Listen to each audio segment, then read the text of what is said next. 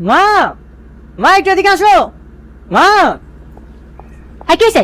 এখন তুই এরাও বাড়িতে নেই, একা একা সারের মতো তোকে চাচ্ছিস কেন? মা আমার অনেক ক্ষুধা লেগেছে, বাসায় কি পিজা টিজা কিছুই নেই? পিজাই বাড়িতে?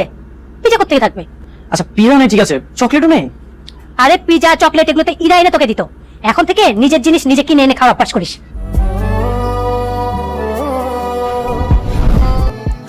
ওঠ। আরে ওঠ।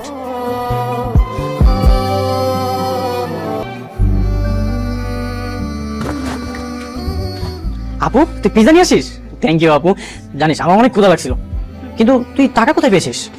তোমার বাবা আমাকে ড্রেস কেনার জন্য টাকা দিছিল না, একটু কম টাকাতে ড্রেস নিয়েছি, বাকি টাকাতে পিজ্জা নিয়ে আসছি। তুই অনেক ভালো রে, আমি তোর জন্য দোয়া করি তুই যেন পাশে একটা হাজবেন্ড পাস। কি আদব কোথাকার, এত কষ্ট করে তোমার জন্য পিজ্জা নিয়ে আসছে, তুই আমার অন্যের ঘরে পাঠিয়ে দিতে চাস? ধর।